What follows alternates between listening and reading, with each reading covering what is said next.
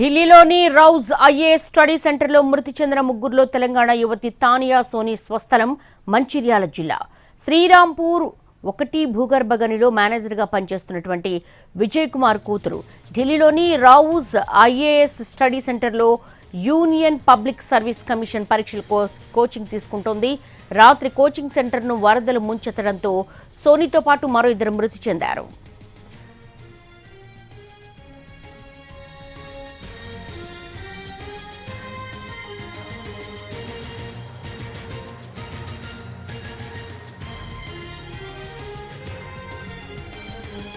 ఢిల్లీలోని Rouse IAS study సెంటర్లో మృతి చెందిన విద్యార్థులకు పోస్ట్ మార్టం పూర్తయింది.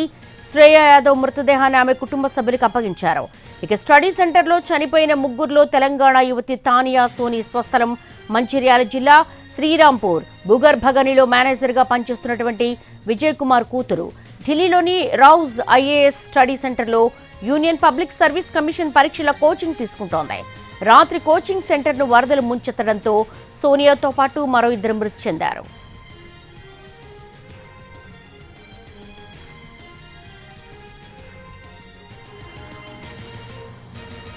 ఢిల్లీలోని రౌజ్ ఐఏఎస్ స్టడీ సెంటర్లో మృతి చెందిన విద్యార్థులకు పోస్ట్ మార్టం పూర్తయింది. దీనికి సంబంధించి లేటెస్ట్ డెవలప్మెంట్స్ ఢిల్లీ నుంచి మా ప్రతినిధి రాజును అడిగి తెలుసుకుందాం. రాజు, శ్రేయ యాదవ్ మృతదేహాన్ని ఆమె కుటుంబ సభ్యులకు అప్పగించినట్టుగా తెలుస్తోంది. అసలు ఓవరాల్ గా ఈ ఘటనకు సంబంధించి ఏమైనా ప్రైమరీ రిపోర్ట్ నమోదు చేశారా?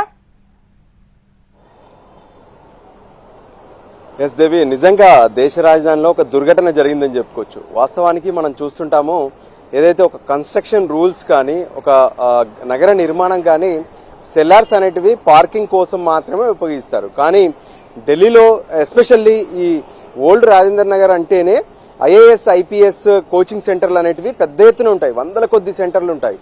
కానీ ఈ సెంటర్లలో ఉన్నటువంటి పరిస్థితిని చూస్తుంటే వాళ్ళు వెహికల్స్ కోసం పెట్టుకున్నటువంటి పార్కింగ్ ఏరియాని కూడా చివరికి ఆ సెల్లార్లలో లైబ్రరీలను లేదంటే కోచింగ్ సెంటర్లను ఏర్పాటు చేసి చివరికి పెద్ద ఎత్తున అంటే 100 మందిని అందులో కూర్చోబెట్టి రోజు కోచింగ్ ఇస్తూ ఉంటారు. సో నిన్న కూడా అదే సమయంలో లైబ్రరీలో దాదాపు 30 మంది ఈ రావుస్ ఏదైతే కోచింగ్ సెంటర్ ఉందో అందులో కూర్చున్నారు. సో అప్పుడు ఒక్కసారిగా దేశ రాజధానిలో వర్షం అనేది ఒక్కసారి కుండపోత పడుతుంది, లేదంటే ఇప్పుడున్నటువంటి ఉక్కపోతలాగా పెద్ద ఎత్తున ఉక్కపోత ఉంటుంది. సో నిన్న సాయంత్రం సరిగ్గా 7 గంటల సమయంలో ఒక్కసారిగా కుండపోత వర్షం రౌస్ ఏదైతే ఆ కోచింగ్ సెంటర్ ప్రాంతం ఓల్డ్ రాజేందర్ నగర్లో పడింది.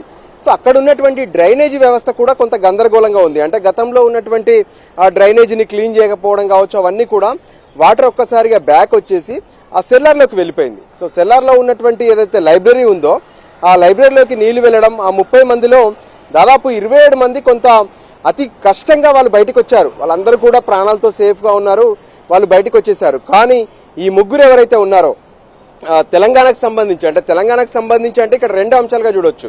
తెలంగాణ ఏదైతే సింగరేణి కాలరీస్ ఉన్నాయో, సింగరేణి మైనింగ్కు సంబంధించి మంచిర్యాలలో ఉన్నటువంటి శ్రీరాంపూర్ ప్రాజెక్టుకి మేనేజర్గా ఉన్నటువంటి విజయ్ కుమార్ కుమార్తె ఏదైతే తానియా సోని, సో తను వీళ్ళంతా కూడా బీహార్కి సంబంధించినటువంటి వాళ్ళు వచ్చి అక్కడ సింగరేణిలో పనిచేస్తున్నారు.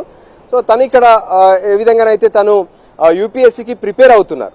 సో ఆమెతో పాటు యూపీకి సంబంధించినటువంటి శ్రేయ యాదవ్, మరోపక్క కేరళకు సంబంధించినటువంటి నెవిన్ డాల్విన్, ఈ ముగ్గురు కూడా నీళ్లలో నిజంగా అంటే చెప్పలేనటువంటి పరిస్థితి. ఒక రకంగా చెప్పాలంటే వాళ్ళు రేపు పరీక్షలు రాసి ఇవన్నీ చేసి ఉంటే ఐఏఎస్ ఐపీఎస్ అయ్యేటటువంటి పరిస్థితి ఉన్నటువంటి వాళ్ళు, కానీ జల సమాధి అయిపోయారు.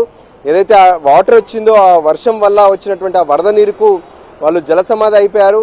సో ఫైనల్గా రౌస్కి సంబంధించినటువంటి వాళ్ళు పైన పెద్ద ఎత్తున బిల్డింగ్ కట్టారు, వాళ్ళకి స్పేస్ ఉంది, అయినప్పటికీ కూడా కొంత కక్కుర్తి. అంటే ఇక్కడ ఉన్నటువంటి అధికారులు మమ్మల్ని ఏం చేస్తారు, సెల్లార్లో లైబ్రరీ పెట్టుకోవడం వల్ల అక్కడ కొంతమంది అకామిడేట్ అవుతారనే ఆలోచనతో వాళ్ళు అక్కడ నిర్మించారు. సో ఈరోజు ఎంతో మంది విద్యార్థులతో మాట్లాడుతుంటే కూడా అదే చెప్తున్నారు, ఇక్కడ ఉన్నటువంటి అన్ని కోచింగ్ సెంటర్లు కూడా సెల్లార్లలో లైబ్రరీని పెడుతున్నారు. సెల్లార్లు అనేటివి వాటిని వదిలేయాల్సినటువంటి అవసరం ఉంది, అయినప్పటికీ కూడా వాళ్ళు వాటినే కంటిన్యూ చేస్తూ మా ప్రాణాలకు ముప్పు తీసుకొస్తున్నారని చెప్పి కూడా ఆవేదన వ్యక్తం చేస్తూ రౌస్ కోచింగ్ సెంటర్ ముందు ఆందోళన చేసినటువంటి పరిస్థితిని కూడా చూసాము.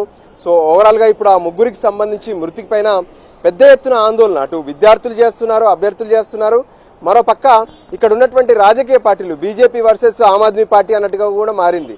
సో ఫైనల్గా ఇప్పుడు రామ్ మనోహర్ లోయ ఆసుపత్రిలో ఈ ముగ్గురికి సంబంధించినటువంటి మృతదేహాలకు పోస్ట్ మార్టం కూడా పూర్తయింది.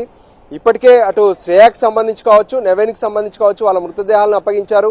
మరోపక్క తెలంగాణ అని చెప్పుకుంటున్నటువంటి తానియా సోనీకి సంబంధించినటువంటి మృతదేహాన్ని కూడా వాళ్ళ అమ్మ నాన్నలకు అప్పగించారు. విజయ్ కుమార్ తను సింగరేణి కాలరీస్కి సంబంధించినటువంటి దాంట్లో మేనేజర్గా ఉన్నారు.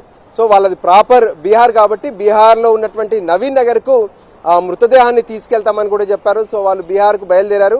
సో ఓవరాల్గా చూస్తుంటే కూడా ఈ ఢిల్లీలో ఉన్నటువంటి కోచింగ్ సెంటర్స్ పైన ఇప్పుడు ప్రభుత్వం ఫోకస్ పెట్టింది. ఎవరెవరైతే సెల్లార్లో లైబ్రరీలు కానీ కోచింగ్ సెంటర్లు కానీ రన్ చేస్తున్నారో వాళ్ళపై చర్యలు తీసుకోవాలంటూనే మరోపక్క ఈ రావుస్కి సంబంధించినటువంటి మేనేజ్మెంట్లో ఉన్నటువంటి ఇంపార్టెంట్ పర్సన్స్ అంటే కోఆర్డినేటర్ అనేది చాలా కీలకంగా ఉంటారు ఈ కోచింగ్ సెంటర్లకు సంబంధించి. వాళ్ళే కొత్త అభ్యర్థులను తీసుకురావడం, జాయిన్ చేసుకోవడం, వాళ్ళను అకామిడేట్ చేయడం ఇవన్నీ కూడా ఉంటాయి. సో కోఆర్డినేటర్తో పాటు దానికి ఉన్నటువంటి బాధ్యతలను కూడా ఇప్పటికే పోలీసులు అరెస్ట్ చేశారు. దీనికి సంబంధించి ప్రాథమికంగా ఇచ్చినటువంటి రిపోర్ట్ ప్రకారం సెల్లార్లో ఆ కోచింగ్ సెంటర్కి సంబంధించినటువంటి లైబ్రరీని నిర్వహించడమే ప్రధాన కారణం అనేది తెలుస్తుంది. సో మొత్తానికైతే ఆ ముగ్గురు అంటే ఎంతో భవిష్యత్తును ఆలోచించుకొని ఖచ్చితంగా ఐఏఎస్లు కావాలనో లేదంటే ఒక మంచి ఉద్యోగంలో స్థిరపడాలని చెప్పి వాళ్ళ అమ్మ నాన్నలు ఇక్కడికి ఢిల్లీకి పంపించి కోచింగ్ ఇప్పిస్తుంటే ఫైనల్గా వాళ్ళు జల సమాధి అయ్యారు. సో వాళ్ళ మృతదేహాలకు పోస్ట్ మార్టం పూర్తయింది. వాళ్ళ కుటుంబ సభ్యులకు వాళ్ళ డెడ్ బాడీలను కూడా అప్పగించారు. సో మళ్ళీ ఇటువంటి ఘటనలు జరగకుండా ఢిల్లీ ప్రభుత్వం అయితే కొన్ని చర్యలు తీసుకుంటామని చెప్పి రాజేందర్ నగర్లో ఉన్నటువంటి కోచింగ్ సెంటర్లు అన్ని కూడా తనిఖీలు చేస్తున్నటువంటి పరిస్థితి కనిపిస్తుంది. Devi, all right, thanks for live updates. లక్షల్లో ఫీజులు వసూలు చేస్తూ ఉంటాయి ఈ ఐఏఎస్ స్టడీ సర్కిల్స్ అన్ని కూడా, కోచింగ్ సెంటర్స్ అన్ని కూడా. కానీ ఈ ఐఏఎస్ని జల సమాధి చేశారు. సెల్లార్లలో ఈ రావూస్ అకాడమీ ఏదైతే ఉందో స్టడీ సెంటర్లు నిర్వహించడం అనేది ఎలాంటి నామ్స్ పాటించని ఈ స్టడీ సర్కిల్స్ మీద చర్యలకు ఉపక్రమించింది ఢిల్లీ సర్కార్. షార్ట్ బ్రేక్ తీసుకుంది.